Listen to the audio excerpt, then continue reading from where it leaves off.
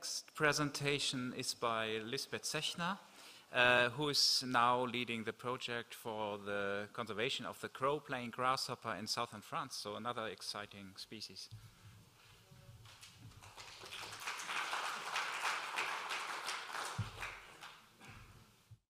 Good afternoon to everybody. So I will present you our live project on the grasshopper in the crow plain. I work for the Conservatoire d'Espaces Naturels in southern France, in Provence-Alpes-Côte d'Azur. And I just have to look how it works. It's the other one. Der Grüne. Dankeschön. I thought somebody will do it for me. I'm sorry. Our project is located in the Crow Plain, not far away from Marseille, in the former Durance River Delta. And I think most of you know perhaps this area, but because it's really known for its bird species and for its biodiversity. Parts of the area are designated as a nature reserve, and it's also Natura 2000 area, according to the two directives.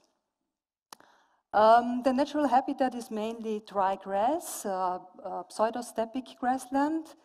It is called Kosul in the local language, and it was grazed for centuries, and it's still grazed with quite a lot of sheep. So we have around 30 to 40 sheep flock, mainly in the spring. You have the typical Mediterranean climate. It's quite hot, and we have also strong winds. It is called Mistral, so the summer is quite dry and hot, and in winter it can be also quite cold. As in France or in Europe, dry grassland is really endangered. So habitat loss is one of the main reasons for this area to have quite a lot of endangered species. You see on the left side the loss of this Kosul habitat during the last centuries. But it is still going on, so the pink parcels you see here, we lost about 1,000 hectares between 2008 and 2020. And it's due to construction, to urbanization. We have also pollution. We have quite a lot of industrial zones around the area, and also intensive agriculture, so there is also a problem perhaps with pesticides. And we don't know exactly, but there is also a change of grazing practices ongoing, perhaps linked with climate change.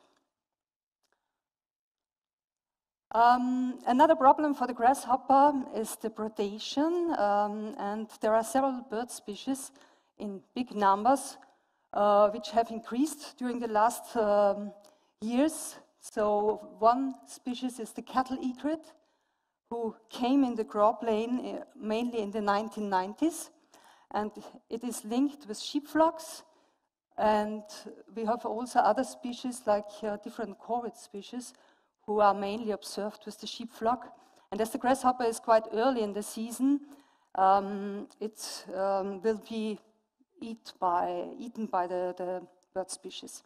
Another species of birds could be a problem or have been a problem perhaps or probably. It's the lesser kestrel. It's the same. The species arrived in the Crow because there were several projects to install nest boxes, and it's really in the period where the grasshopper started to decline.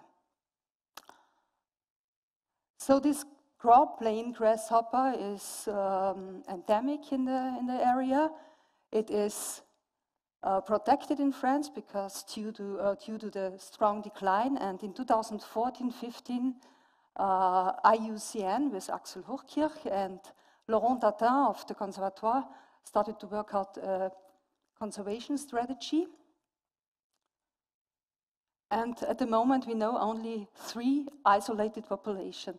We have a small population in the center of the Crau, Baudemont. The blue parcels here around show the area where the grasshopper was known, but it has disappeared. And then we have two population in the periphery of the Crau Plain, one in Calisan, it's a military site, and the third population is on the test center side of BMW.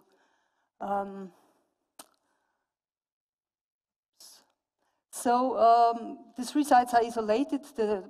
The species is not mobile, so the capacity to recolonize the area is very limited. The species is classified as critical endangered on the red lists, and this gave us the possibility to ask for life funds 2020. So the LIFE project is based on the conservation strategy and on all the work which has been realized during the last 5 or 6 years. So we try to continue in the same, with the same actions, almost with the same actions. We will work on habitat management, on the reduction of the threats like predation by the birds. We will do breeding of the grasshopper, and like all LIFE projects, we will have also quite a lot of action on communication, education, awareness raising, and exchange with experts. The Conservatoire is the coordinating beneficiary. We work with 3 associated beneficiaries, the Chamber of Agriculture and 2 zoological gardens. We started last September, and the project will last for 4 years.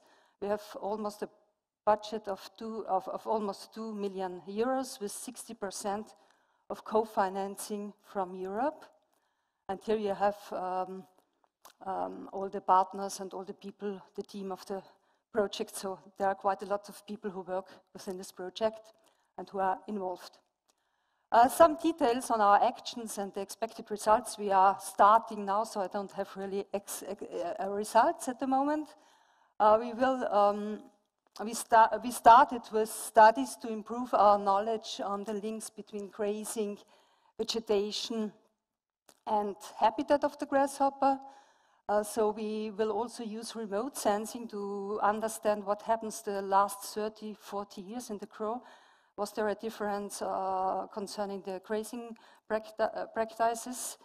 We will also work out grazing management plans for the reintroduction sites and for the existing subpopulations.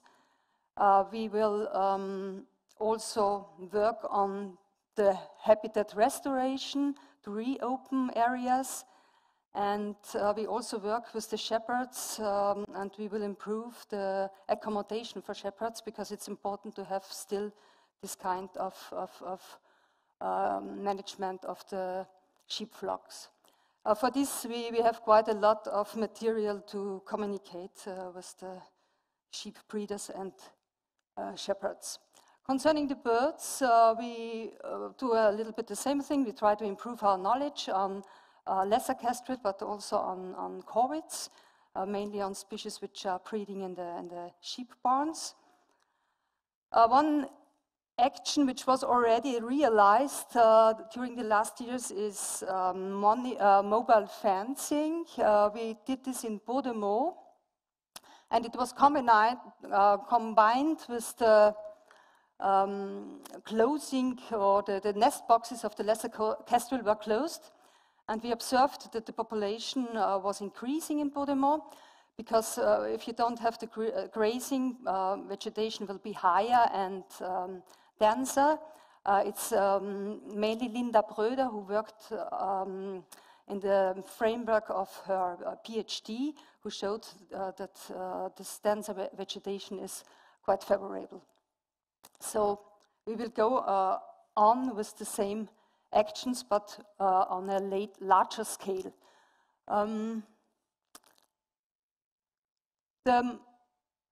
The most important part of the LIFE project is the breeding of the grasshopper, with the idea to start a reintroduction program. At the moment, we work on a combination of in situ and ex situ breeding because we don't manage the whole cycle in the crow. The period of the egg pods, the conditions are very particular, so we don't manage them outside of the crow. So the LIFE project allows us to work with 3 ex situ breeding stations. It's Cathy Gibault, who is the coordinator of this action. She was already involved also during the conservation strategy. So we want really to increase our breeding capacities, and if everything will go well, we would like to start reintroduction 2024, and with the idea to increase the range of the grasshopper. This will be, first we will also do analysis and we will work on a strategy for this reintroduction according to the guidelines. Concerning the population monitoring, we have different methods. We will work, for example, with detection dogs. It's also something which was already tested in the crow with Laurent Datin and Rita Santos with her dogs, so we will do it again this year on sites where we didn't find the grasshopper for the last 15 or almost 20 years. And one method which was optimized by Linda Bröder is the Recapture, so we will continue with this method, and this will mean that you have to go 16 times on one site with 3 persons, so it's a quite heavy protocol, but it allows us to estimate the population size. The grasshopper is not really easily to detect, so it's the only method to know the population size. Here you have the results of this Recapture with Calisan, where my colleagues started 2013, and you see there are fluctuations. Last year, unfortunately, it was decreasing once again, and Podemo, where we had our actions with the mobile fencing and the translocation of the lesser kestrel. First we got good results, but unfortunately last year it's the same, the population size decreased once again. So we will do this Recapture this year at the site of BMW and Calisan once again, to know whether it's really linked to a decrease of the population or whether it's we have fluctuations. And fortunately also I will have 2 students from Axel Wolff, so we will have enough people to work with us. Some examples of our communication supports. Life is Life with many possibilities to communicate. We have also the website. There is already a film on the grasshopper, which you can find in the internet. And one final subject, which is very important for me, is the international cooperation. We started with Axel Hochkirch last December